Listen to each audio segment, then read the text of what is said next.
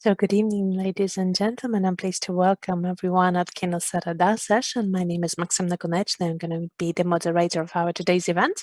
And I would like to remind you that Kinosereda is the range of events that dedicated to the film industry, to the development of film industry in Ukraine that has been organized by the Contemporary Ukrainian Cinema organization. This season of Kinosereda is being supported by Ukrainian Cultural Foundation, and we're really grateful to them for that.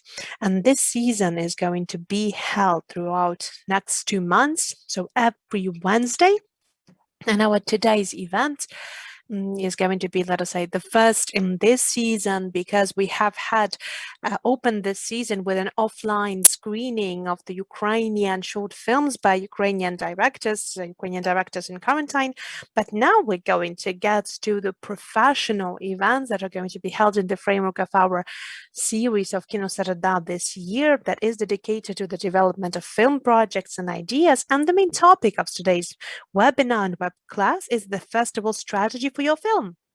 And I have the honor to introduce you with our today's speakers, one of the most experienced film managers and cultural managers who used to be the general producer of Odessa International Film Festival and who is now the independent film producer and screenwriter, Julia Sienkiewicz. So please welcome. Hi. Well, screenwriter, that was a little bit too much, so I'm not there yet for writing scripts.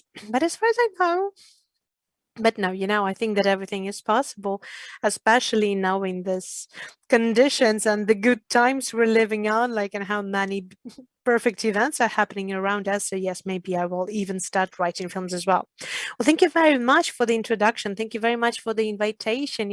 Everything looks really fine, even though online we all wish to see each other in real life, but face to face, but this is what we have now. So our today's topic is going to be very interesting for lots of people, especially for those people who are only starting their way in film, when they're only working with this first full feature films or short films.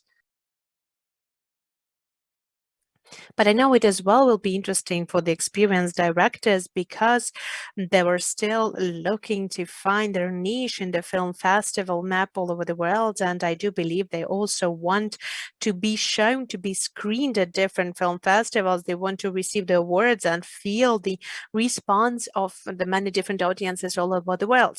So today we will try to find the recipes for being successful there. Of course, we will not be able to cover everything, but please remember that you can have your questions asked as well. We're going to get to all of your questions in the end of the session.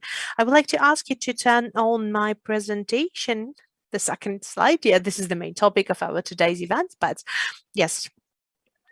So let us just recall what a film festival is and how did they come up to us and what is the main reasons for the festival to appear, because the first film festival is the Venice Film Festival that has been found in 1932.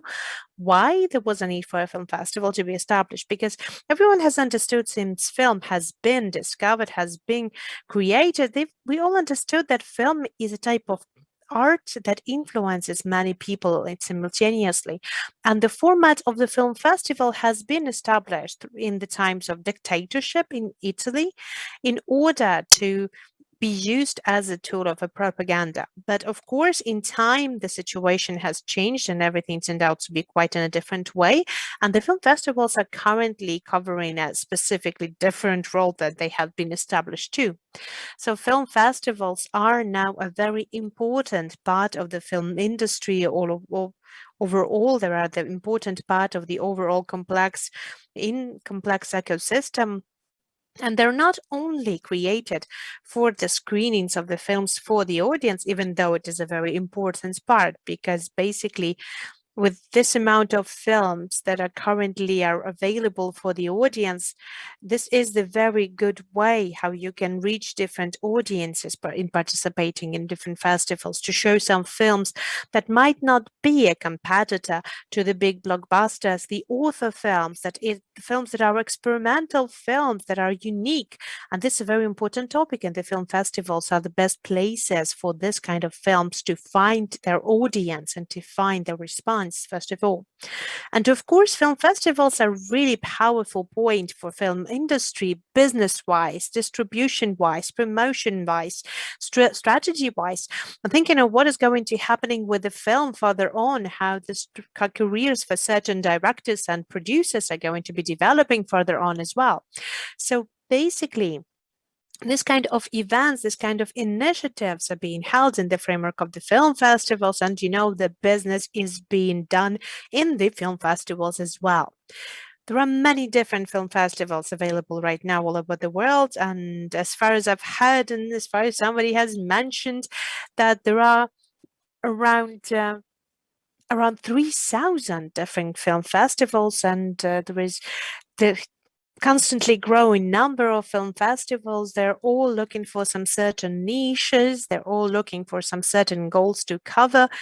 And basically, at this very first slide, then you can see like what film festivals we're applying, what film festivals we provide our films for.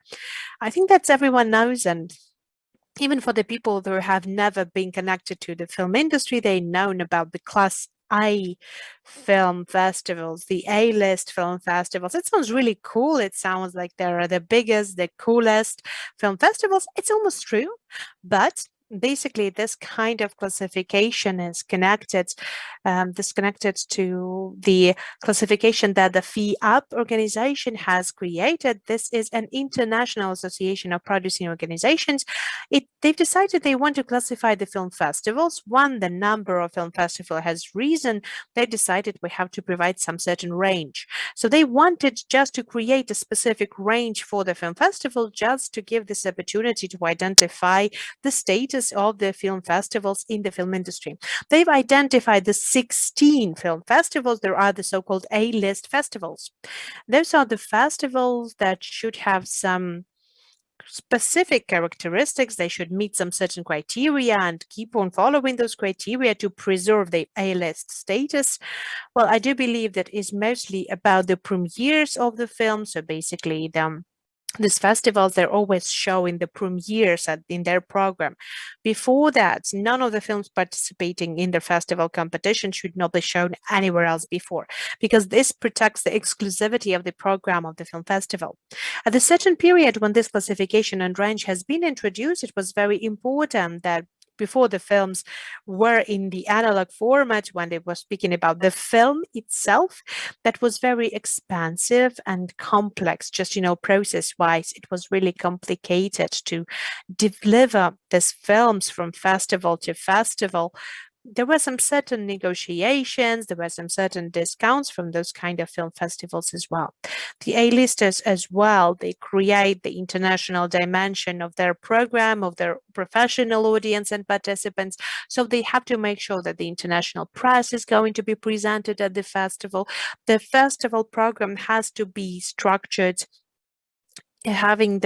with the international languages. They're showing the films in the original language with additional language subtitles, creating the best conditions so that the festival met the most international standard and the international and global scale. And thus we now have the 16 film festivals in the A-list: the Cannes Film Festival, Berlin Film Festival, Venice Film Festival. We're speaking about Warsaw Film Festival and Tokyo, Beijing Film Festival. There are 16 of those film festivals, and we now know that there is some newcomers in the A-list film festival as well. So this is the the cream of the cream, basically, for all of the directors and producers and people who are making films. Everyone wish to get there. And those are the film festivals that are really the toughest to break through, but it is possible. And we know there's examples, and with Ukrainian films as well. Thanks to God, they have already been participating in the international A-list festivals in a couple of recent years already.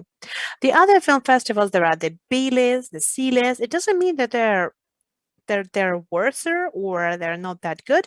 It means that they're slightly different. I even would say that for this kind of festivals, there are much more opportunities there. They're not mostly oriented on having the exclusivity of the first screening of the film. They have broader opportunities to show the films that they really like. And they also have additional accreditation. Only one film festival in Ukraine has been accredited by FIAP. This is the Molodys Film Festival. They're very proud of that, as far as I know. So, because to get this certification and accreditation is not that easy. I do not actually know what kind of preferences this accreditation gives, but I do believe that this is a very good thing just to, categorize the film festivals to get them in a certain range. But that's not all. It's not all about the quality of the film festival or the prestige around the film festival. Not only whether they're included into the A list or B list, the organization, the program of the festival, and the opportunities that the festival brings for the further on distribution of the film or the collaboration between the filmmakers, what kind of media coverage it gives as well. This is something that is important for all of the film festivals as well, even if the film festival is not included into the A list. I know even some film festivals from this list that are kind of even losing out on the level of the organizations to the festival that have no accreditation at all. But for the films, for the authors, for the teams of the film, they are much more important mostly because of the media coverage they provide. There are some topical film festivals. There are some film festivals that will only be showing the films on ecology or on gender topics. There are many different topics that can be covered by the topical film festivals. There might be the film festivals that are dedicated to films from certain regions, so like Eastern Europe, or only showing the films made in Asia, or it's going to be like independent American films. So there are the festivals that are choosing the certain topics that is important for them and having this opportunities to show the films that they're screening and creating a range of events in the framework of the festival. They're given the relevance to the topic. They're given the building the awareness and building the advocacy for this certain topic to their audience, and thus they follow their mission. There are also the genre film festivals like the comedy festivals or the festivals for the fantasy or sci-fi films. There might be the horror movies festivals, so on and so forth. This kind of film festivals, they also have their audience, they also have their niche, and they also have the fame. I do believe that the comedy films festivals are really good. Unfortunately, in Ukraine, we do not have a um, comedies film festival yet. So yes, genres, topics, directions, they can build their program as well, and you should make sure you consider it when you apply. There are the so-called multidisciplinary film festivals that are not specifically made for film festivals for film, but they have their own screening program. They can be as well very prestigious, and they can build up their film program that will be creating additional angle to the overall program as well. They can include musical performances or any additional performative acts into their program as well. There are the professional film festivals as well. And by the way, the Cannes Film Festival, it is basically the professional film festival. It's not that much targeted for the audience. You cannot buy a ticket to Cannes Film Festival and go to the movies. You can watch, for example, the Cannes Classic program that you can watch on the beach as you pass by, but mostly Cannes Film Festival is targeted for the film professionals and the film industry. And the main audience for most of the films that are shown in Cannes Film Festival are the people who are working in film. People who are working in the film industry, the selectors of the film festival, producers, directors, actors, the representatives of different institutions connected to films. This is mostly for the film professionals. That is the professional event, first of all. There are some festivals for the archive movies as well, and they should be mentioned. That is a very interesting direction right now. And in Ukraine, we have a film festival like that in Ukraine. That is the festival, The Silent Nights, because they show the archive films as well. They're building their program by rethinking the Ukrainian and international classics. They're creating those special projects with modern and contemporary music and voiceover just to rethink and to give the modern voice to the archive films that is very different from what we are used to watch now. And when you would like to participate into a film festival, if you would like to get to a film festival, you would like to ask when. You might have already ended up there your filming and you would like to send your first film to the festival. But actually, the festival story starts very early, and you can even includes it into the production line of film. So when you have a pre-production, the production itself, and post-production period, so it can be compared with the same strategy if you would like to promote your film for the film festivals, because you should start your promotion at a very early stage, even at the project stage, when your film has only been conceptualized, maybe even before you have the script, because sometimes at the film festivals you can present the idea itself. You can only have a treatment, or you can only have the overall general idea. And maybe when you still do not have the full team, the full crew to be working there, but there are some certain opportunities to present your idea as well.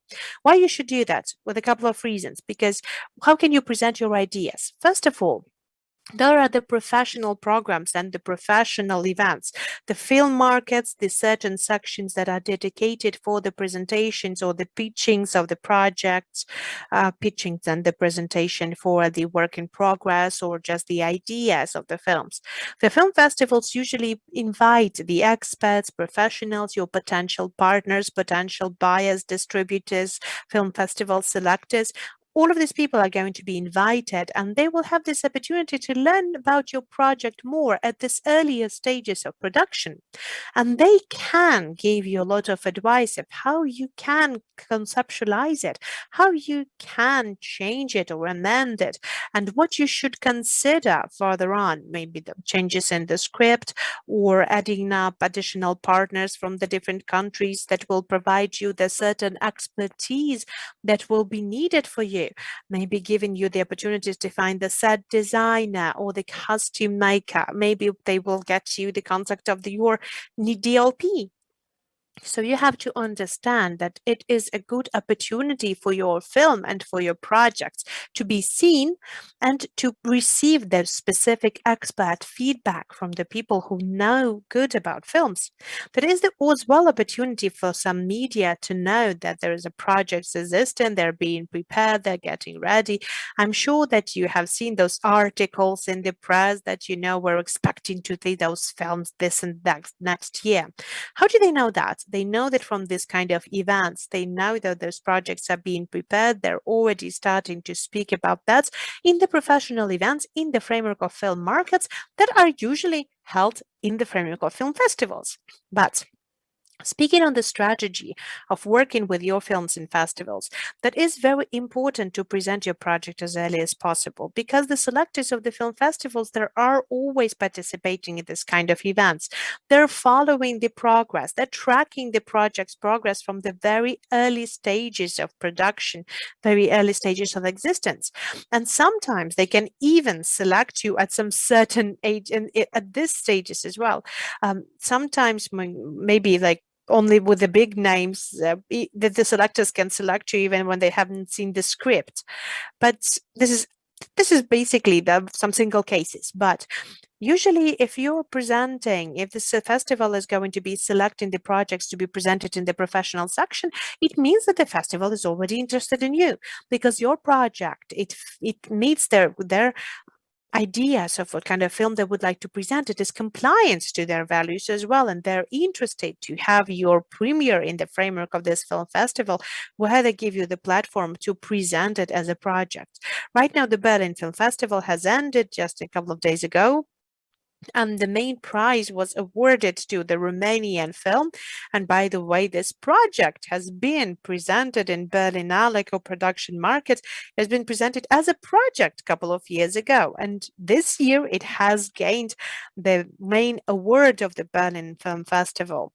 So basically you can easily track that. You can easily track this progress. So I would like to really ask you to apply for pitchings for different platforms that give you the opportunity to present your project at the earlier stages, because it gives you really good opportunities.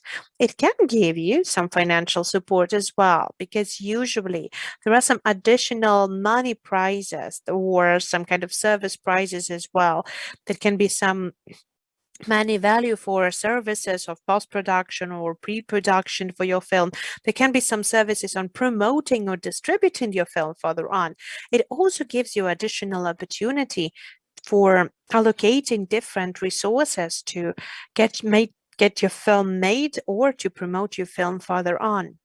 At the stage of the ready film, of course, you are participating in the program of film festivals, and there's a lot of work as well, and a lot that really needs a lot of power, a lot of strength, a lot of people, a lot of resources, a lot of attention, even though at this stage everyone is already exhausted and would like to forget about that movie ever happened. But there's a different type of work with film stars here. A lot of things a lot of things lie on how the film is going to be launched, and its fate is basically sometimes is decided on the launch of the film. Well, even when the film has already been in distribution, maybe the film has already been seen on the television and in VOD platforms, sometimes the films still can have the festival career with that and can be traveling to the film festivals in the framework of the special programs, retrospective programs, so on and so forth. So basically, the festival history is quite a long period of time while your film is still going to be screened at different film festivals even after it has been in distribution. But the first and the starting point, the launch at the film festivals, the first screening is the most important. You have to get prepared to that very well. Let us show the next slide in the presentation, and I'm going to tell you that basically for the film festivals, of course, there is different programs for a film festival. What program is that's very different for very different film festival.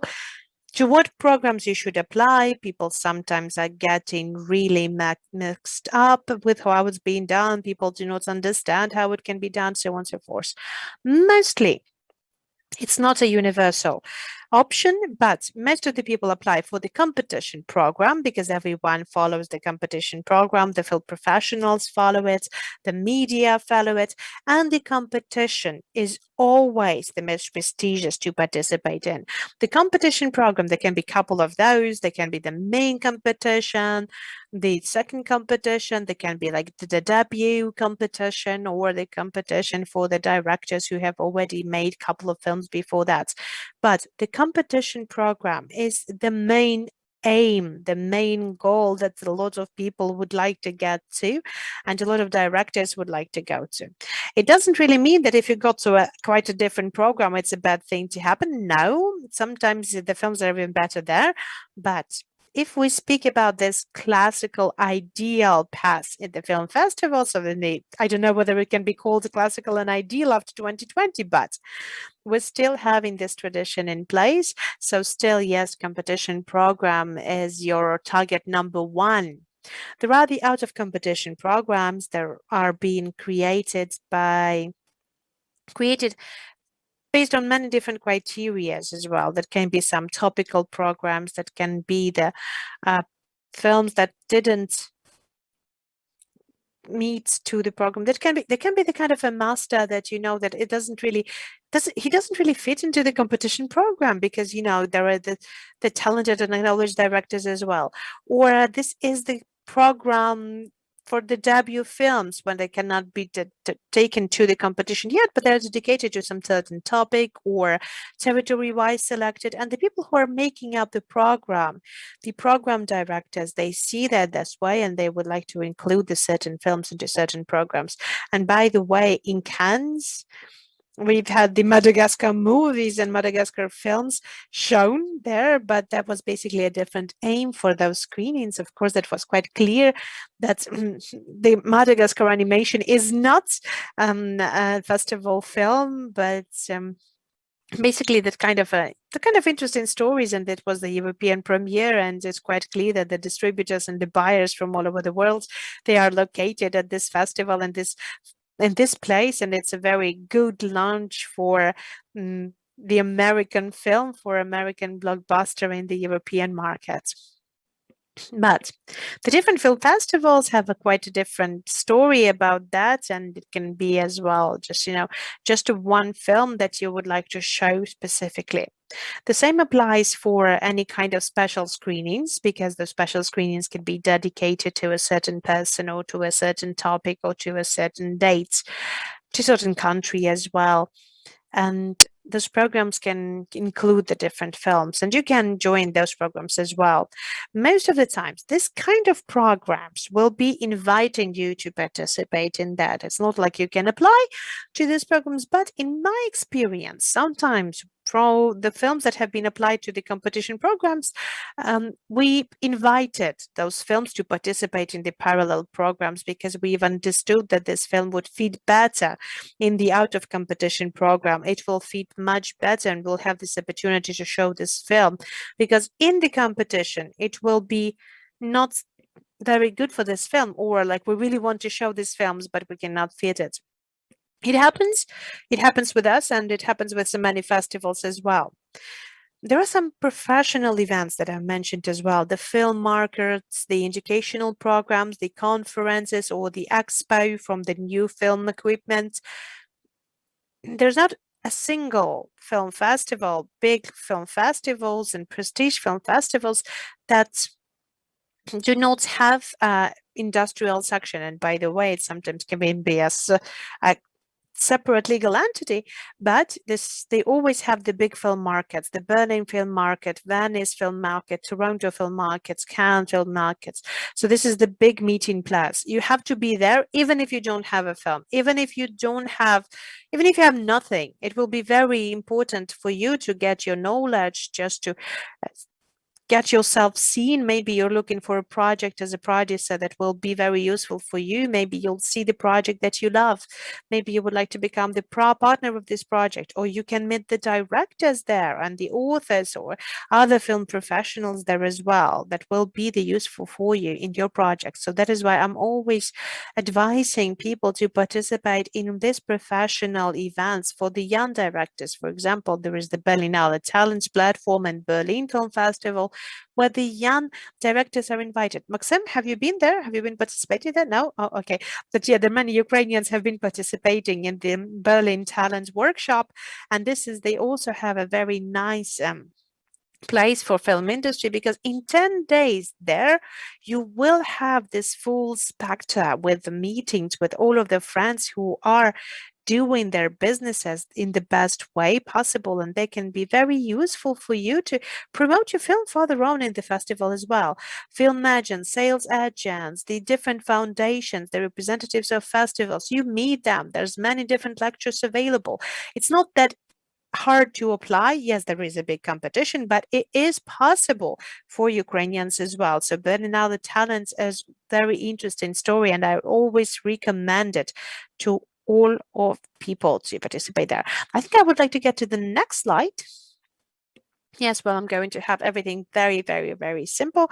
Not that easy as it might look from the first sight, but what I wanted to say, that's how do we select a program? How do the selectors choose the program? Sometimes it's just one person, sometimes it's a group of people. Maybe it will be the group of people who are choosing films for the specific programs. That's very different, and it might differ depending on the scope of the film festival, depending on the internal rules that the festivals have. It depends on how the film festival sees its mission, its main goals, and how the film festival functions. Usually, the big film festivals, they have a couple of parallel programs, the competition programs, out of competition programs, and as usually, they all have their two-tier section, two-tier history of selections, when they have the, let's say, these delegates for some certain territory. So people responsible for the America or for the Eastern Europe or for China. So sometimes those selectors are being divided territory-wise, and they're going to be collecting the most of the films, creme de la creme, for those territories. They're selecting it for the next selectors of the film festival. And there is the selection committee, the programming committee, that can be made from a couple of people in the big film festivals. Sometimes it can be one person, but you can consider how many films applying to the big film festivals and how this program is being made. The selection or the programming committee is going to be selecting those films that will build up the backbone of the program that they're responsible for, that they're covering.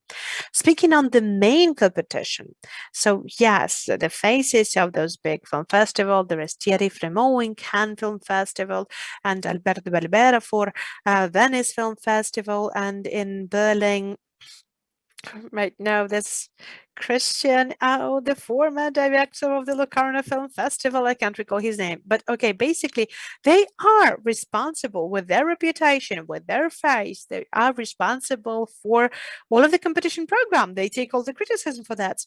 You have to remember that when the program is being created, there are many factors that are considered as well. It is understood that this program has to reflect different territories, different directions, different visions, different levels of the directors presented in the program, to include both beginners and the acknowledged directors as well. You can only imagine how many films there would like to be included into those 20 or 22 films of the main competition programs for the big festivals. There's a huge numbers of film applying. And of course, it's not that easy to get in, and you should not be sad if you're not getting into this list from the first try. Those are the big festivals. They also have this dilemma as well when they have to choose the films. And, myself and my colleagues from the program department of festivals, they have been in those situations when we really had to refuse those participation for those films that were really, really loved, but we know that they didn't fit into the program this year.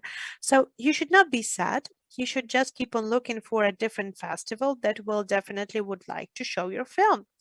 And every film, I have even seen those films in it that I felt like they're definitely not a festival story in those films, but they're still fine. The festivals that would like to show them.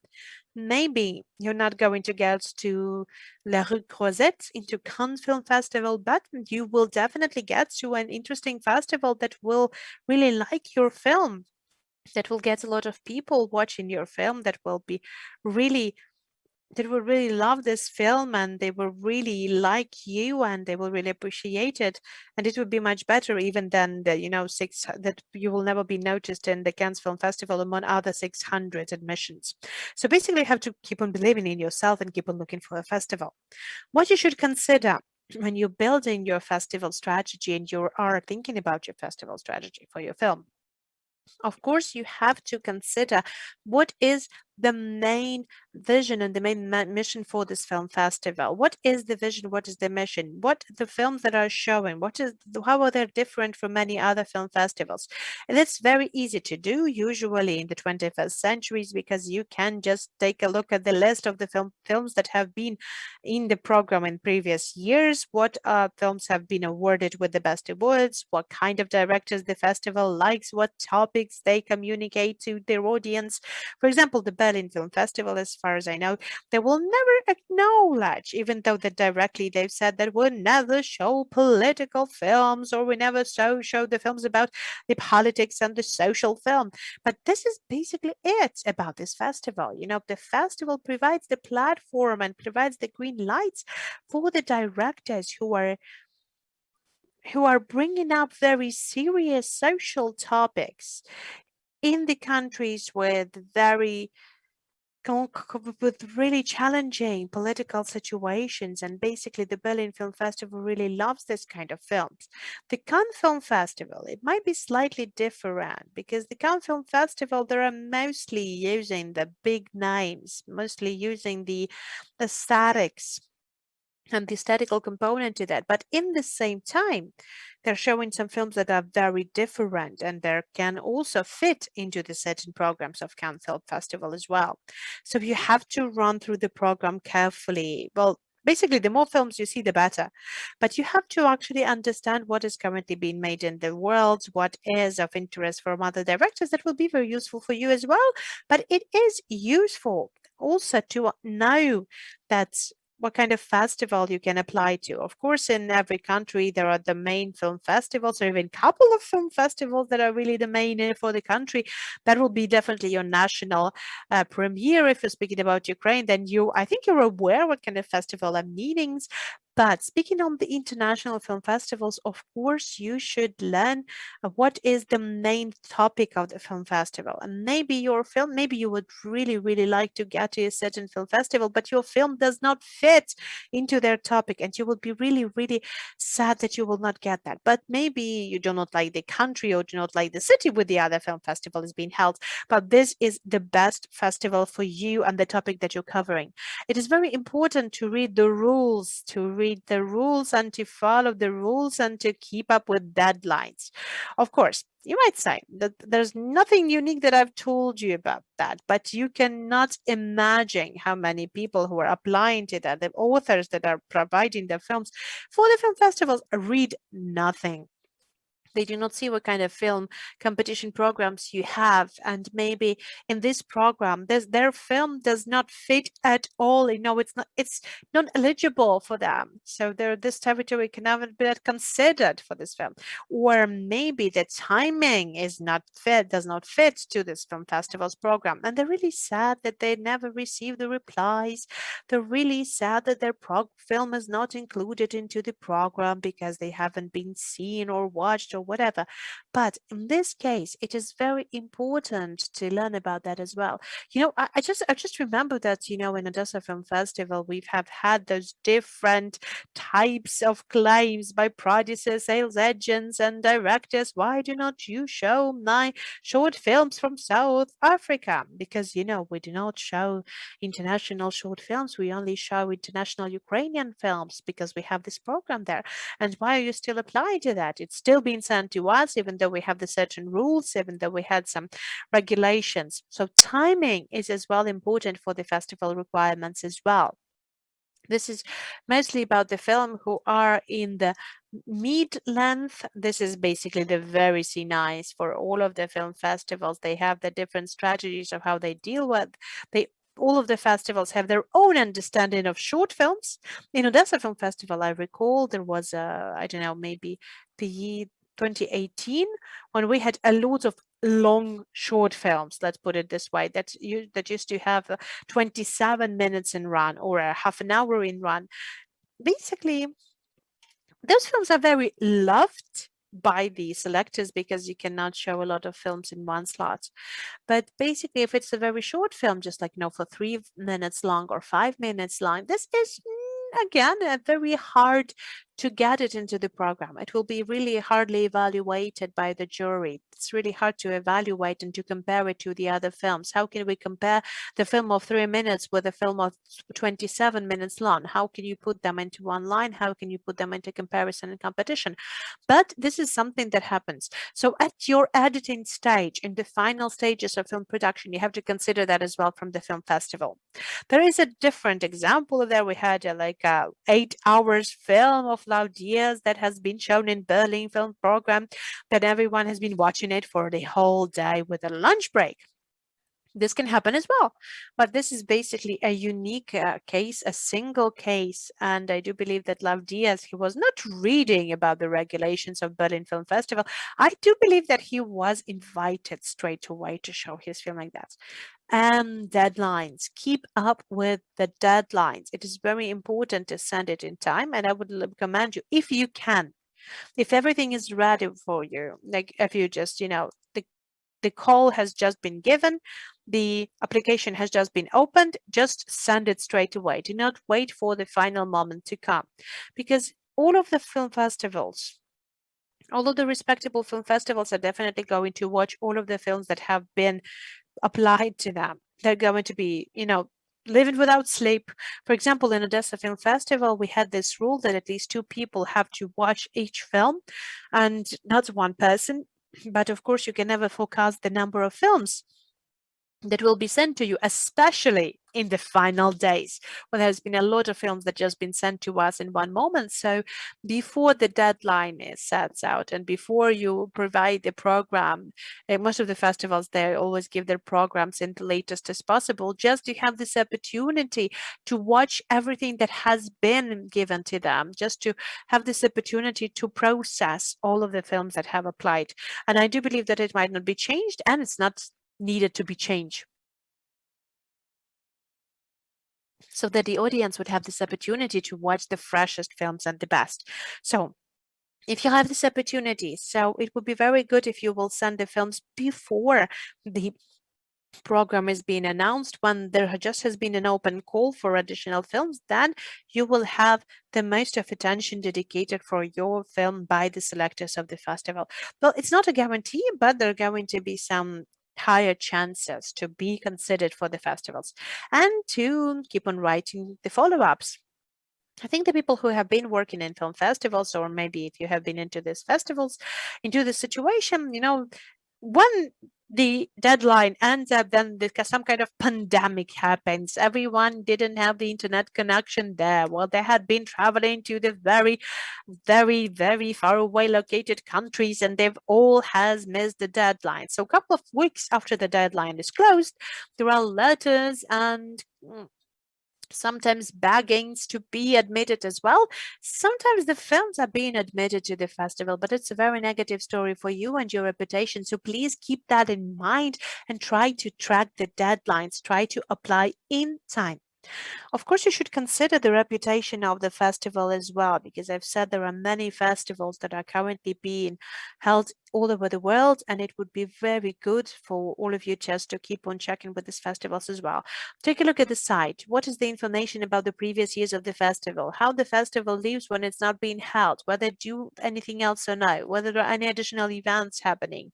Because a lot of festivals are being created, but their sites do not work. No one knows what is going on with them, or on the other hand, for example, for a couple of festivals, it had been a problem as well in the online format when the films have not been protected in the best way, and the festivals have losing their reputation. It influenced them as well. Or something that happens frequently, for example, right now in Vimeo, you can track who has seen your film, if it's a personal link that you have received. And it has happened that, that you have sent your screener for the festival and your film has never been seen, has never been watched. That really also gets into the reputation of the film festival. If you have sent it all the right way, but the film has never been opened and the link has never been reached, it means that the festival has no serious attention to your film, and it influenced the reputation of the festival, trust me. So that is very important to keep that in mind as well. You have to consider that, so that this premiere of your film, and by the way, this is the most valuable thing that you have, the international world premiere of your film. So you would not get into the situation that the festival cannot provide you with the needed presentation for the film. You have to consider the overall calendar plan for the festivals and for the territory. What do we mean by that? For example, if you have dreamt that your film would have been shown at the festival that is taking place in the end of the year, but your film is already ready at the beginning of this year, and you're waiting for the whole year to receive the positive answer and it never happens, you've spent a lot of time, you've lost a lot of time, you do have nothing what to do because your film is going to be slightly outdated for the next year. And the festival life of film is very short, usually only 2 or 3 years when the film is being circulated at the different festivals, sometimes even shorter. So you have already lost a year in this situation, so you have to keep on thinking fast. Of course, you can change the production date in the credits and you can try to amend it in some different ways. It can be done. That's not the best way to do that, but it is done sometimes. But still, once again, you have to keep on following what is the overall timeline when your film is going to be ready, just to keep up with this balance. You know how when the film is made, when it is new, when it's exclusive, and when the festivals have been held. And keep on tracking the territory as well. What do we mean by that? That is getting back to the regulation point. The big film festivals, the big film festivals, the A-listers, they prohibit, like for example, Irina Tsilik's film is a good example of that. It has premiered in Sundance, and then it has been shown at the Berlin Film Festivals. Those are the big film festivals that show in the international premieres, but there are different territories and that is eligible. So you have to track it as well. You have to track it as well. What is going to be the international premiere for which territory? And you have to keep on following this idea that when you are providing your film to big international film festival or to the mid-range film festivals and national film festival, you have to keep in mind as well that there are certain money that are going to be paid for the admission as well. In Berlin, you will have to pay €100 for that. So for €50 for a short film, there's going to be the same fee in 115 Berlin. Oh yeah, 115 Berlin. Okay. So if you're applying to different number of film festivals, because like for example for the short film it may be just like €5 or €5 or €10 just to provide to apply, but still it requires certain budgets. And you have to have it available. You have to include it into the overall budget. And if you're a producer, you have to consider that as well. You have to plan it into your budget or to look for some additional opportunities to get there in different foundations or different support programs that exist in order to cover that. Of course, sometimes it happens that the festivals are going to be inviting films to participate in their program, and of course it means that you're not going to be paying for that. It means that the festivals have already seen your films, and this actually means to what we have started with. If they have already seen the rough cut, or if they've seen some working materials on the film, for example in some kind of professional events at these film festivals, they can invite you and you will not pay for that. So it happens as well. Sometimes you can even ask for different kind of discounts, and there are many situations possible. So there are some situations when sometimes when the film festivals, they're also creating that, the communications with the film festivals is very important. There's no robots there, no kind of e-forms that will never influence answer you. So those are the people who like movies, who are watching these films many times, who are watching for these talented directors and authors all the time, and who are ready to open up new names that are going to be helping you with what they can, but you have to consider that as well when you're going to be building up your strategy for the film in the festivals. Of course, you might have the sales agents who are going to be working with you, but there's a very good idea and a very good idea. But basically, when you are more experienced and when you have already worked with the sales agents, they're always looking for some. When you're going to be working with the selectors, we're going to be working with agents who know all of the procedures or who know all of the selectors, who are actually working with all of the festivals, and they're sending your films in package for the festival. Sometimes they send in like 20 films from one company, so they're dealing with that. So sales agents, those are people as well who you have to search for your film. But then again, it does not give you the guarantee for success further on. It's not going to guarantee that they're going to be dealing with your film, because maybe they have other titles in their package that are much more important for them, that they can consider is going to give them better financial feedback, better financial reaction. Next slide, please. And we're going to be discussing at this slide of what you have to have as well for the application of your film and the participation of the film festival. Again, that's nothing like rocket science, nothing too complicated, but once again, that's very important. First of all, the film copy. The film copy that you're going to be sending at the selection stage. I've already mentioned the Vimeo platform. There are some personalized links that you can send.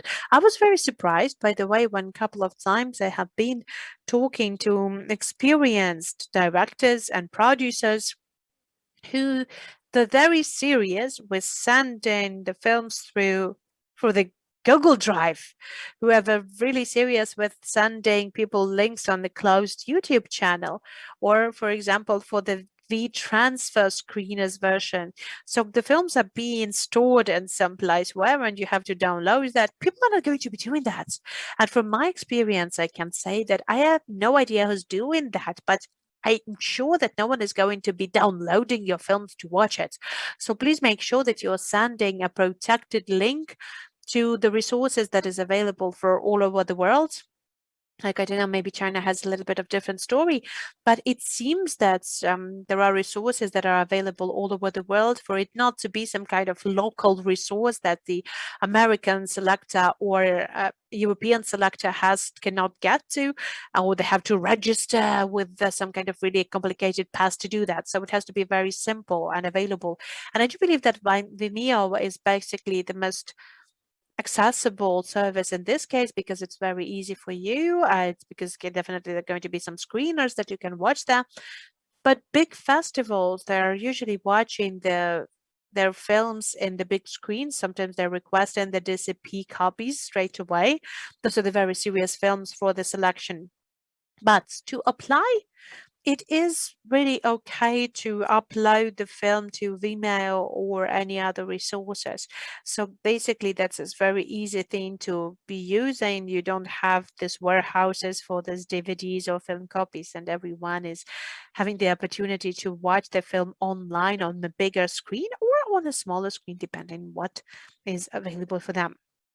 What is as well um, important to have the dialogue list and the subtitles. It is very important to do that as well.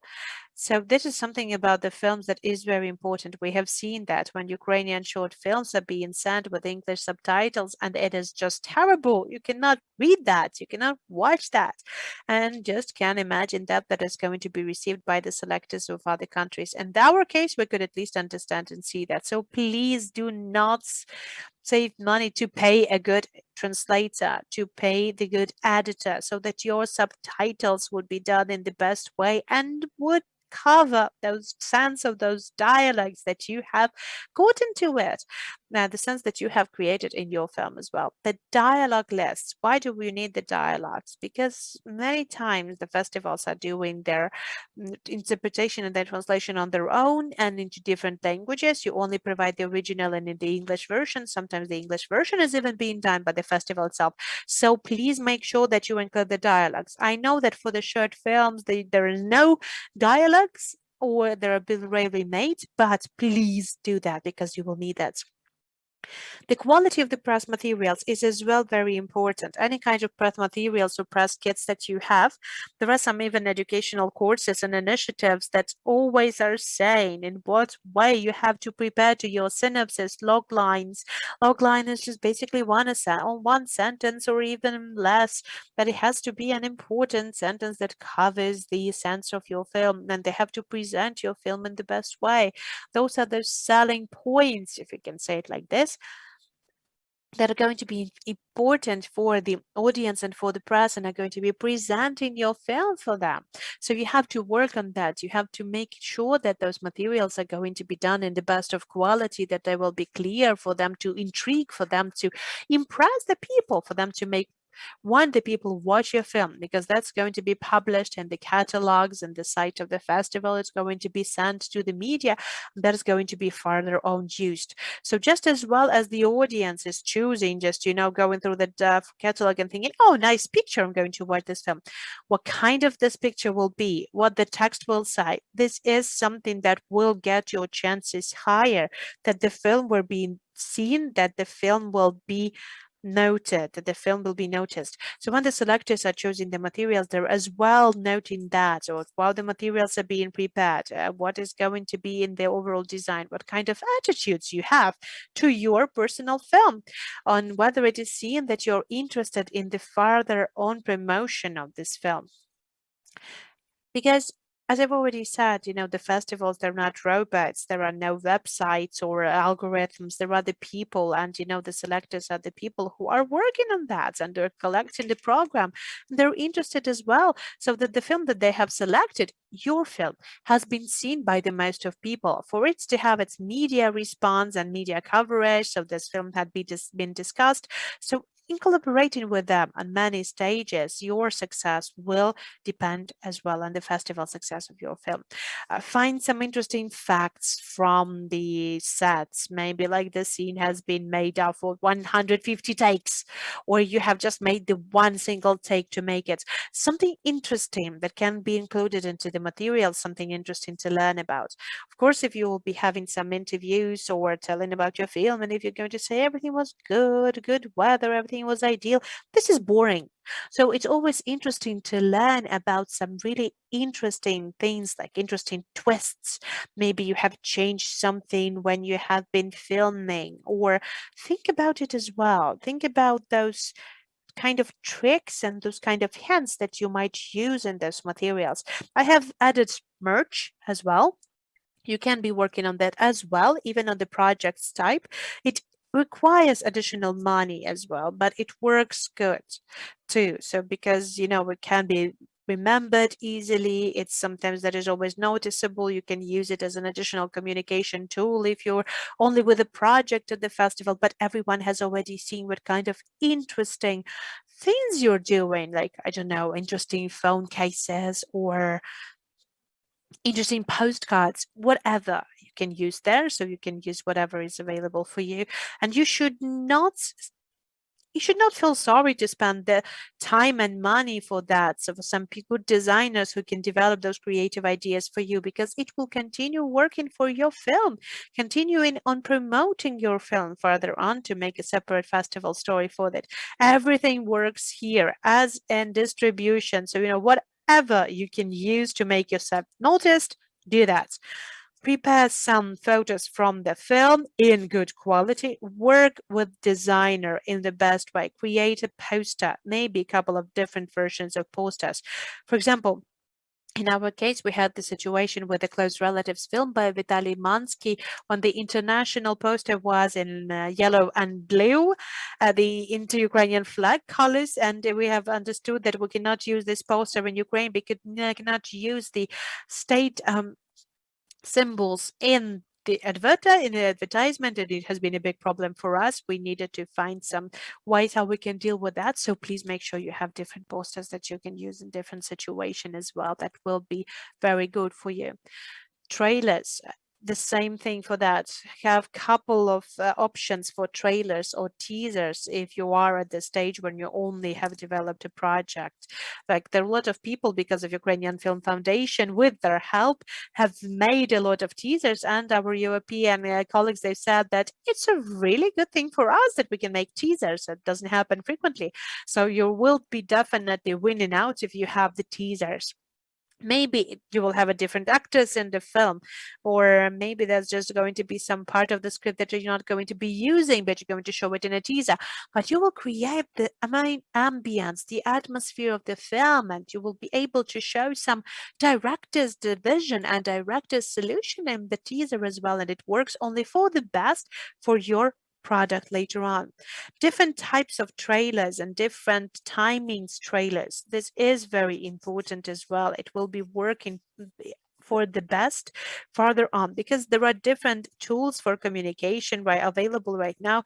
Because I know how the festivals are happening because I have the targeted commercial in the Facebook, like, oh, here goes Berlinale, here goes Cannes Film Festival. They have this very specific targeted short videos in stories in the Instagram, in Facebook. So you have to get into that content as well. And of course, providing the information about the directors and the crew. It has to be the very good format. If you would like to take them to the festival, they have to be ready for that in order to create the best interviews. And I have seen those cases as well when they have the actors who have been doing the greatest work in the film, and everyone is really loving that, and people are asked to say something, people say, well, thank you, and they live. So yes, get them prepared. If you're a producer, if you're a director, so please get your actors prepared as well, if they don't like talking or whatever. But this is your tools for further on promotion, so please make sure that you will get them prepared as well. That's important on the stage of the presentation of your film. It seems like everything is very easy, and basically there is a big story about the sales agents, how to deal with them and how to work with them. When you have to sell your film to them, first of all, and the whole list is going to be needed by them as well, and you will have to have additional round of negotiations with well, so maybe you will have some certain task prioritized as well, and you have to be very realistic in evaluating your films. There are some films that should not get into the film festivals, like it's not their story. The films can go to the distribution straight away, and they will have the really good audience without participating in the festivals. But I am sure that 99.9% of directors that are making films, even the commercial films, they still want to get involved with the film festivals because it is a unique atmosphere, a separate world for the filmmakers that's exists only some certain period of time. It gives you a loads of opportunities, and usually it goes like that. If your film has been selected to a big film festival, it will mean that you will have the good film history for the smaller film festivals, because everyone are looking up to the big film festival. Like for example, in Odessa Film Festival, we've invited many films specifically from the bigger film festivals. We have visited those film festivals for watching different works in progress, so on and so forth. And we've been inviting a lot of films directly. As far as I see, Max has already given me the sign that I should get wrapped up. So basically, yes, the final slide for the film festivals overall, yes, it all has been working nicely before 2020. The final slide, the one even lower. Okay, you can't see that fully. Can you see it on the full screen? Yes, thank you. So there was the festival calendar till 2020, and you can see those are the mostly big film festivals that have been divided throughout the year, how they have got into the different timings, so you could just, travel from one festival to another. What has happened in 2020? You know what has happened. No, nothing is clear of what is going on. All of the festivals, they've had made their own decisions of what is going to be going on with them. Some festivals got into online, so people have stopped being active during this time. Some people turn to the hybrid formats. Right now, this festival calendar is changing, constantly changing. It's quite clear because the situation with the pandemic has changed the overall approach to the film festivals all over the world, and all of the film festivals, they've got through some really hard times and really hard decisions that have to be made. And of course, for the authors who have finalized and completed this film in the end of the 2019, at the very beginning of 2020, it has really hit them hard, because sometimes they even had their premieres that have been approved for the film festivals, and the film festivals never happened. And of course, that there is always a choice to be made, and it's still relevant choice for the producers and the directors. What can they do with their film festivals in the film? What they can do with their films, to agree to the online format or no, to hold back the film for some better times, or should they get to the film festival that is going to be smaller, but still having this opportunity to show your film offline, because this is something that the directors like more. So there is no one sole answer to that. It's very individual for all of the films, and there's no winning strategy in this case as well, because unfortunately we're living in the really harsh times right now. But I still believe that film festivals that will continue to exist, maybe they will be slightly changing, because they have been changing throughout the history, throughout the moment that they have started to exist. But still, I believe that it's going to be the unique place to present your film, to show your film, and it's going to be the unique place for to launch your film and to get to the farther audience, to the broader audience, a different audience that is going to be ready to watch your film, talk about your films, discuss it, and to go through it once again. So that's what's going on with film festivals right now. Everything is complicated, but those rules that I have mentioned today, and I think that we're going to be discussing with Max later on. So I think that those rules are still working, they're still relevant, maybe with some certain amendments, but those are still active, and what is the most important and the most complicated thing is just to forecast that and to create some certain calendar plan for the festivals to come. But all of the big festivals are going to stay there. They will be still working on, and they're still waiting for your films to be admitted. So this is very, very, very brief, and I think that we can get to very specific questions if we have some, and I will be really happy to cover those. Yes, thank you, Yura. Thank you, Yura. I haven't actually watched. I don't know how much time do we have left, actually, but I was looking for some questions, and I wanted to remind to all of our audiences that you can ask the questions. You can have your questions to Yura in the chat box of our Zoom conference, or you can raise your hand and maybe Kevin even ask it with your voice, or you can ask your questions at the specific platform where you're following us. If you're in YouTube, please do that in the comment section. If you're in Facebook, please do that in Facebook. We're going to ask your questions.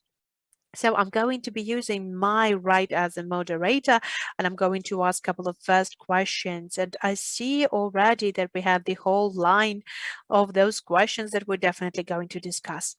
But before that, while I was listening to you, Yulia, what I have thought that it will be very important to note down what we have mentioned as well. We have mentioned the premiere and different territories, and we have actually asked of that as well. And I remember that, and I remember this moment, and people are usually mixed up with that. World premiere, international premiere, and national premiere. What are the differences? The European premiere, North American premiere, Asian premiere. There's many different notions to that. Can you have those two premieres in the same time? Let us try to get through this information in some way. Okay, let's try to do that. So I think that the Asian premiere and European premiere, it's quite clear. So how it works, geography-wise principle. For example, the first time the film has been shown in Europe in the broader sense of it, including Israel and Turkey, for example. The Asian premiere will be just the same, but international and the world premiere, these are sometimes mixed up things that is not really that easily cleared for a lot of people. The world premiere, that's the premiere for your film for the very first time in the world. It has never been shown before. And this is a very important notion as well. And by the way, I'm very skeptical to this idea of, having this premiere in 21st century. But it is a big issue for the big festivals. It is something very serious. It's a serious criteria for the most of the festivals, even though there are now a little bit easier on that, but they're still preserving this rule that some festivals require the international premiere to be held there. When the film has been shown, it's something that happens like somewhere you have shown the film in a different program, for example, or the film has been shown in a different territories, not at the festival of this level, or it has been a special event show, not the first screening, but it's an international screening in the international competition program, then that it is called an international premiere. Even though I believe that right now, in current times, why it used to be that important? The world premiere, why was that important for the big festival? Because it meant that there's going to be the distributors and buyers and the press from all over the world. They were the first to see the film. And then they were able to do whatever they wanted and to distribute it to where their business goes. Right now, we see that most of the film critics and most of the distributors, those big distributors and big buyers for the different television channels and the big distributing companies, they are watching the festival programs beforehand. So when the world premiere happening, they already seen it all. It's not a lot of people, there's not a big circle of people overall, but basically they already have seen it all, because now everything is much easier, everything is mobile, you don't have this opportunity, you don't have this need to go somewhere if you don't have a lot of businesses to cover in this specific location. But getting back to this concept of premiere, the national premiere is the premiere for of the film for the country where it has been produced. So it's its homeland. This is the national premiere. Yeah, okay. And the national premiere can have a couple of national premieres, as far as I remember, if there is the couple of countries that have been working on the film. Yes, every country will have their own national premiere. Yes. But okay, if getting slightly back to the status before the premiere, so we have just recorded that in order to promote the film, you have to do the promotion as early as possible from the very beginning of the film work. But how to promote and what to promote when you do not have the script made, or you didn't identify the whole cast yet, or we have mentioned the treatment and the teaser, how you should do them, how you should emphasize the strong parts of your film, the already created parts of your films, and how do you create the strong scenes. And would like to as well get into Andrei Svetilnikov's question, because Andrei is asking you to tell a little bit more about the work in progress of section festivals, for example, like Trieste Film Festival, who has a strong work in progress section where you can meet the producers and sales agencies. So yes, please, the work in progress as well. Yeah, but it's a different stage. Yeah, so what you have been asking is basically something very different. It's a very, very starting stage. And work in progress, that is the final stage already. So when when the film is already created, or there is something that just a little bit of left. But so there's not that many film festivals at the film markets, and not that many programs that present the idea stage of the project, because it's quite clear that without the script, it is really hard, to argument why you have to make this choice. But it really depends on the project, because for example, let it be the film on some very important person. For example, like we had this idea to made a film about Harvey Weinstein. I do believe that I would people would get to this film straight away, because everyone would thought that this hyped topic, so this is something relevant and that would be very interesting to work on. So of course, if you have an idea like that, and if you have the idea like that, so of course you can emphasize and this part of your project. Or maybe if you have a very strong director, you already know that the director with you, but you don't have the script yet. Or maybe you have a strong script, but you do not have the director in mind. But it doesn't really happen that frequently, because it actually happens most of the time when this kind of projects are being presented already in the market. So yeah, basically you have to consider the projects. As you know, it's from project to project, it will differ, but you have to show your approach to how you're going to be working on this project. If you're already getting this application for this program, for example, in Odessa Film Festival, we had this festival once again when we had a program of the first of the script ideas, and there was for the comedies, and you only have to apply with the one pager on the ideas of the film that you would like to do. So there was a short story of what you would like to do. That's, by the way, it's applicable for everything. I really like, in parentheses, I really like that's when the treatment or synopsis or any kind of presenting materials for the project is being reading, and the story is being told like, once upon a time there was something like this, but you will only know what has happened to them when you watch the film. It's not the story that you have to present. It's not a selling story. Well, you can use that if you would like to get people to the film, to the cinema when you're doing that. But in the professional communication and in the professional sphere, that's something that you should not do. You have to be very clear about what your idea, and like you have to say, and we have this kind of clear finale. There's going to be this plot twist. Here we're going to engage, like, I don't know, we're going to get some additional special effects working on there. So this is going to be awesome. So you have to tell it into the most of details.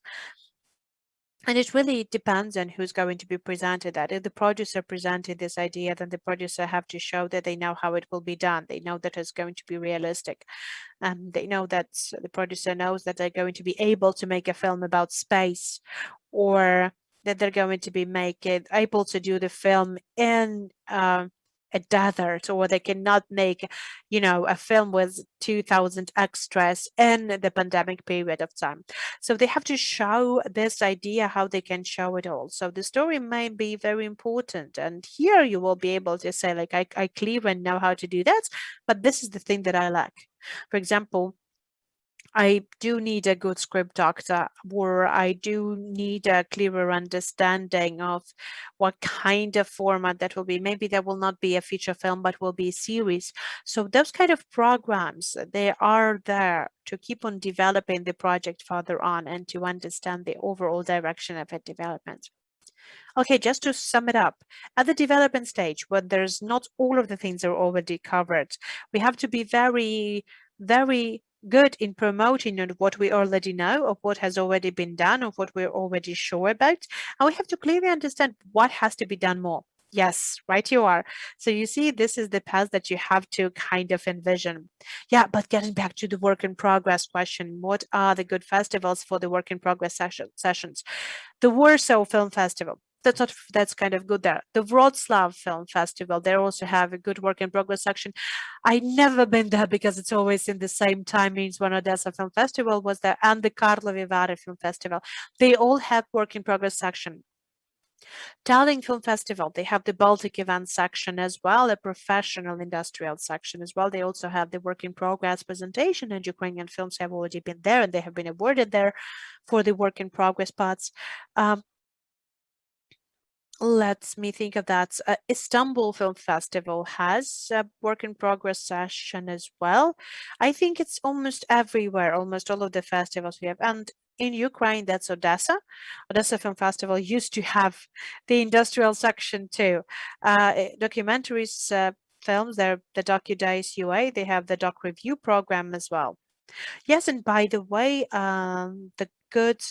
the Cologne Film Festival has a very good session for the group for work in progress. Just to add up to the question, and I can't remember in yes in the Les Arts there's also showing some work in progress as well. So I do hope that we have covered your question. So we have given you some couple of names to consider. Well, basically, there's a lot of questions already, and I can group those questions in some certain topics. Well, at least I can try to cover them in certain topics. For example, the question from Liva Bakar. Can we show in the Ukrainian festival and the Ukrainian competition program, can you show it in the film in Russian language has been created in Ukraine by Ukrainians? Will it influence negatively the festival destiny of the film, or should we revoice it? So Anastasia Sazonova also writes, okay, if I'd like to participate in the independent international film festival, should I write the script English straight away in English straight away? Or doesn't really matter what kind of language you're doing, or if you have subtitles. So this is basically two questions about language. So let us consider that as well in our local context. Okay, starting with Ukrainian film festivals, the film that it was going to be made in Russia, whether you should apply. So basically for the film festivals that I am aware of in Ukraine, all of the films are being shown in the original language. So if the original language for your film is Russian and the film is being produced in Ukraine, then theoretically there will be no problems with that. Then it will all about the personal preferences. But by the way, it's not yet clear what the film is about. But the other things are basically depend on the personal evaluations of the selectors, so the people who are going to be evaluating the film. But we had those cases in Odessa Film Festival, and we've tried to evaluate the quality of the film first of all, but not to consider these moments of the language, even though we've had our own personal position. Well, at least for me, my civic position is very specific, and I do support Ukrainian language and Ukrainian films in that.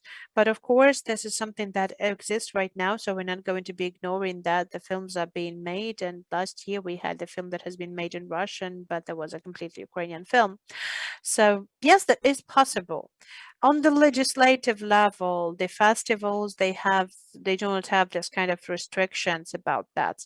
So the festivals, they do not receive, and by the way, in Russia, the festivals, they receive um, the additional distribution certificates in Ukraine. The festivals do not receive the uh, certificates for distribution or any kind of other documents. They only provide the list of the film that they have to show, they want to show.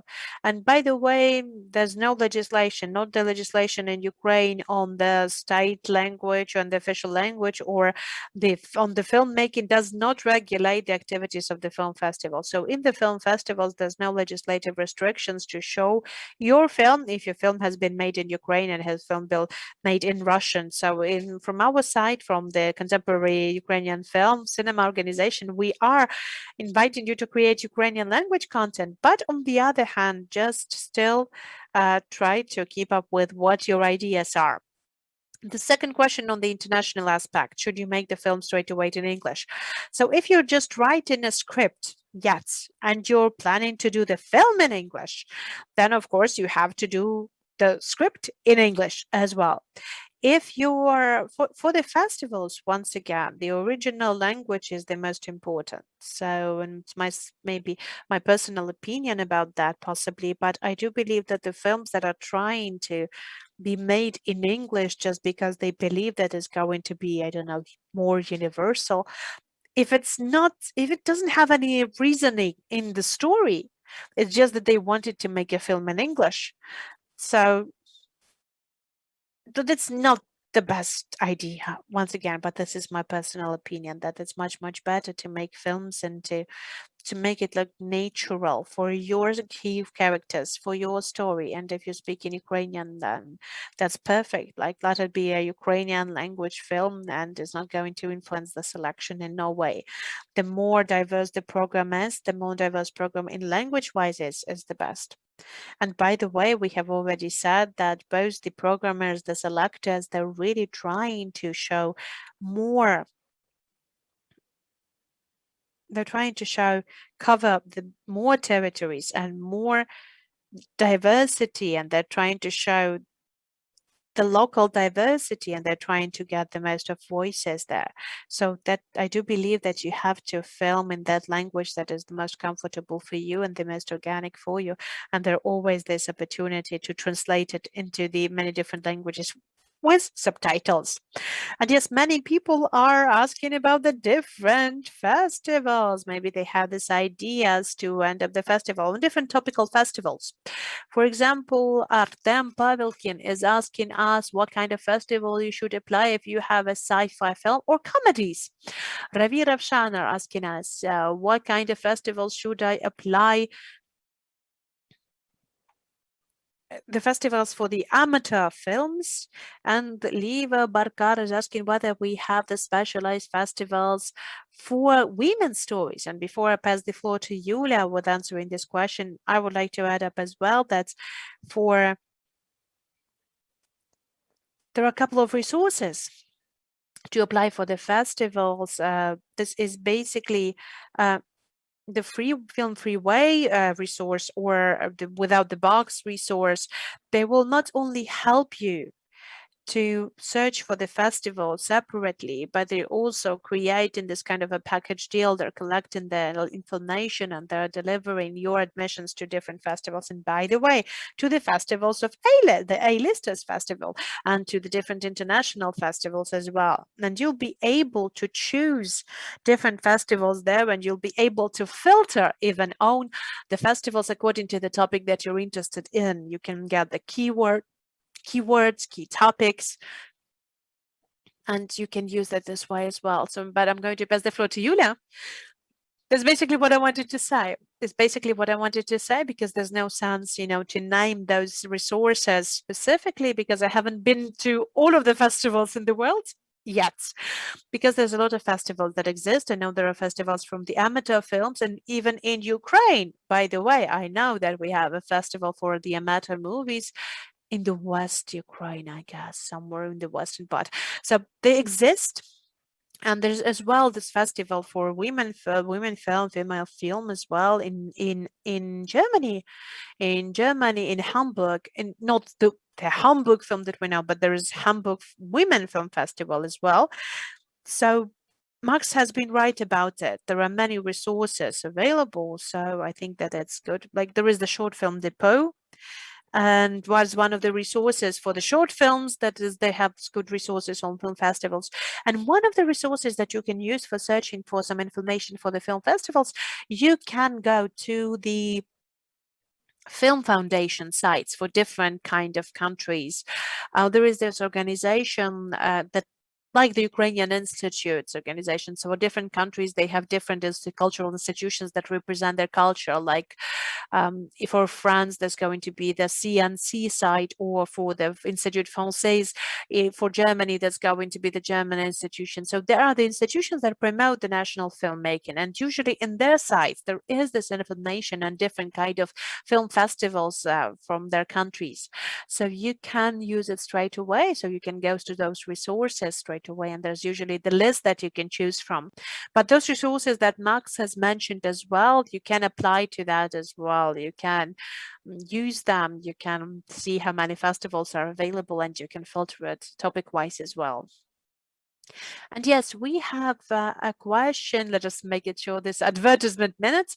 So there is a question from Facebook from Alexander Chizhikov. Have you ever been to the DocuDice UA Film Festival? What have you liked in the recent years? So, I've never heard of it, never heard of it. Yeah, like never happened. But basically, yes, we can use this moment just to invite all of our audience to the DocuDice UA, the International Human Rights Documentary Film Festival. The festival is about to start in the end of this month, so you still have time to buy your tickets. Yeah, I have been there. Just answering the question, I have been there. I'm going to be there this year, and I would like to recommend all of you. So DocuDays UA, they are fabulous. I really love them. I'm just taking my hat off because for all of those, for their efforts and how they managed the situation in 2020. I always like how they deal with that. Some festivals, they have the specific topic, and DocuDays UA is changing their topic and emphasizing angle of view every year. I really like how they're choosing their topic, what topic they choose, and how they actually show it through all of the events, through all of the programs, through the selection of their films. And this is something that I really enjoy. This is something that I really love. I do have the deepest of respect to the people who organize it. They're really professional. I love them. So basically, this is a very cool festival. It's a very cool festival that keeps on constantly developing, scaling up. People know about that. You should visit this festival, promote documentaries.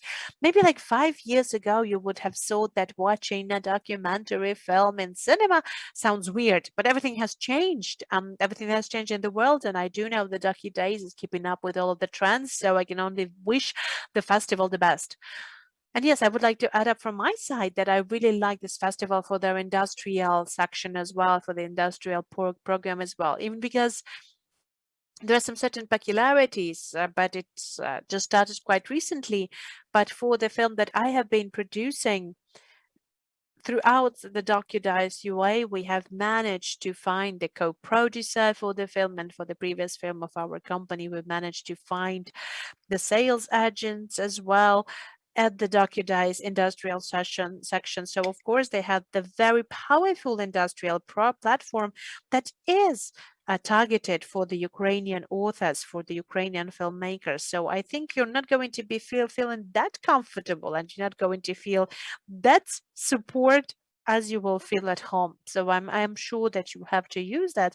I know there are just a couple of days left to buy the industry accreditation for DocuDays Film Festival. So please, if you're interested in that, make sure you buy it. A personal question, Yulia, a personal question we have here in the comments, but I would really like it to leave it up to you whether you will answer that or no. Thank you very much for interesting masterclass. And Vladislav Kamensky is asking the question. I have read up about the scandal on the State Film Agency appointment that was some time later on. What is the situation right now? Are you going to be, whether there is now good for the directors of the short film to collaborate for the Ukrainian Film Agency outside of Ukrainian industrial context? I'd like, what do you mean, like a young director outside of the industrial context? I do not know what does that actually mean. Maybe this person is not really ready to be in the industry context if they're writing that. But Nevertheless, okay, I'm not going to be discussing this issue because it's not our topic right now to speak of the state agency yet. I'm still in the court process. We're still in the process in the court. But you know, all of the conclusions, you can draw all of the conclusions for yourself about the work of the state film agency for this year. But speaking on the directors who are just beginning to work in that, they have the pitch for both the short films and the full feature films. The pitching has been planned.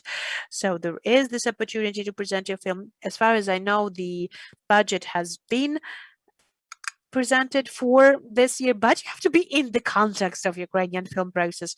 Well, at least you have to find a producer who's going to be working with you, who's going to be working with launching of your script and the production of your script, the person who's going to be enjoying your story, who will like your story to work with that. And unfortunately, or fortunately, the state film agency, they have this requirement that to get the money for your debut film for a director, you need to have this professional education, not specifically from Karpenko-Kara University, but still you have to have the professional film education, the higher education. Unfortunately, we're running out of time, but that's a very interesting question from Katarina Panach, and I would like to ask it the final one. So Katarina is asking how to build the festival strategy for a history short film. So basically for the costume for short film. And is there a sense to do that, understanding that the historical events in the film are going to be very local, and the film has had an award in Molodist film? Like, I'm sorry, that's not going to be the final question. I have just forgotten that we have people with raised hands here. But okay, let us just answer that. Yes, I'm going to answer this question quite I'm going to try to do that. But okay, first of all, I'm really my congratulations for winning Molodist Film Festival. But then from my experience, when my colleagues hear historical films, even on the stage of the project, then this is something that happens really, really rarely because it doesn't have this wow effect most of the times. So yes, there is certain assumptions and precautions today, or prejudice, how to say that. So there are certain barriers to the right comprehension of that. But of course, it might be interesting. And I don't know what kind of historical period you're mentioning in this very film. But for example, if we're going to be speaking about the new Ukrainian history, then of course that might be very interesting because on the overall level of the political situation in Ukraine in the recent 70 years and the overall interest to those events, it may be interesting, even though it won't be really historical, but it might be very, very complicated. But any kind of film is eligible to have its own festival story and festival faith, and I'm sure that every film can find their own place, can find their own niche. So why not? Why not? Because you can try to do that. You can try to track it. Because I'm not sure what kind of film you mean and what kind of story you mean, but why not? If I may add up to that as well, what is important in this case that you have to do that's timely, and you have to try out some couple of options, you know, playing out on the success and bringing up the success. So yes, I do congratulate you on winning the national competition. What is very important as well. Okay, so that's about the Ukrainian Insurgent Army. Okay, so you have to play it out. You have to then go through that to scale it up. And I would like to offer you to try out a couple of options and um, not trying to get into the narrow idea of international projects or international film festival, because if it's the topic on the Ukrainian history, so yes, then first of all and foremost, your main audience is in Ukraine, because the festivals, even though there are mostly even though there are mostly not maybe that much targeted for the commercial distribution, like more or less, but still the festivals, you still have to clearly understand who your audience is, what your audience is, and understanding that you have to plan what's going to be the overall presentation for your audience. And those resources that we mentioned, you can also check out the festival for the historical films as well, and I'm sure that Ukrainian festivals will welcome you as well. So I would like to advise you to promote your films in many different Ukrainian festivals that do not request the festival career already. And you have had lots of festivals like that before. The next Molody is coming up, and you have a lot of other festivals that you can present your films on. And can we then ask the director of our stream right now to turn on the person who wanted to ask the question with voice, who had their hands raised? We don't have this person anymore. We don't have the raised hands no more. We don't have raised hands no more. Okay, good. No hands raised. Everything is clear. Good. Okay, then I guess we have a couple of questions in the Q&A section that we have already covered. What are the festival are mostly oriented to the young directors, the art house and author films? That's Enrico Cura asking. And I think that's, yes, all of the festivals. Okay, all of the festivals, all of the festivals who do not have very specific topics like horror or sci-fi or all of the if not specified, then all of the festivals are dealing with the author films. Just to mention that this is the Rotterdam Film Festival and Locarno Film Festival. Those are the ones that are even saying it out loud. They're mostly dealing with debuts and well, the main competition for the Rotterdam Film Festival, that doesn't take a lot of films into the main competition, but it's all made up on debuts. You're always reading out the program and you know nothing about it because it's all debuts. So there's nothing that you can check out. You cannot take a look what the director has done before because it's all debuts. So there's one hand raised. One hand's raised. And we will do that. Okay. Yes, yes. Hi, good evening. Good evening. Like, I'm sorry for this noise outside, but um, the question is like, if you have an almost made short film that has been made with the professional actors but independently with our own budget, should you keep looking for some kind of sales agents or producers who will help us to go to get the film for the festival story or with distribution, or we should do that with our own pass? Okay, let us do it this way. I've got your question, but let us put it this way. So, with your own money, you mean like this is something like a bad thing or what? Like, oh, you didn't have the state included into that? No, I mean like when I don't have a producer who has but you are basically the producer. If you, yes, I'm the director and the producer. Okay, but you're basically the director and the producer for your film. Yes, well, you should find someone. Yes, of course, because you should try to find the sales the salesperson or the additional producers. Yes, we have those independent films that have been made without the participation of the state film agency, both for short films and the full length films.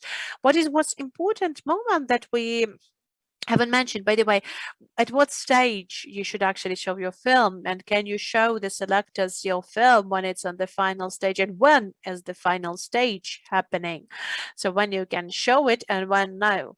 So this is important as well, because sometimes the people are getting really into a hurry and showing a film that is not watchable, and this is something that will ruin the impression. And sometimes when you're showing the rough cuts, and when the rough cut is being seen, then the festival already understand that they're going to be taking this film, even understanding that you're going to complete the film. So you have to get the right moment when you need to show it to the selectors or to the sales agents. So if you have a lot of additional extra special effects and you're only showing the green screen, no sound, nothing is clear. So of course, if you're going to show a rough cut like that, this is not the best stage to show your film to the outside audience.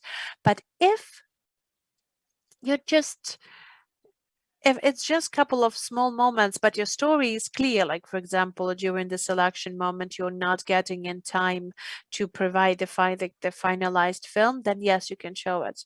Yes, I've seen those films like that as well, and I will see one of those tomorrow, a rough cut already. But yeah, you have to get it clearer. You need to think about it, and you have to get to the right moment, because the sales agents and the selectors can be frightened away from that. Yes, okay, but the question is as well, should we keep looking for sales agents or the producers who had this experience for working with festivals, or should I just working with this application for the festivals on my own?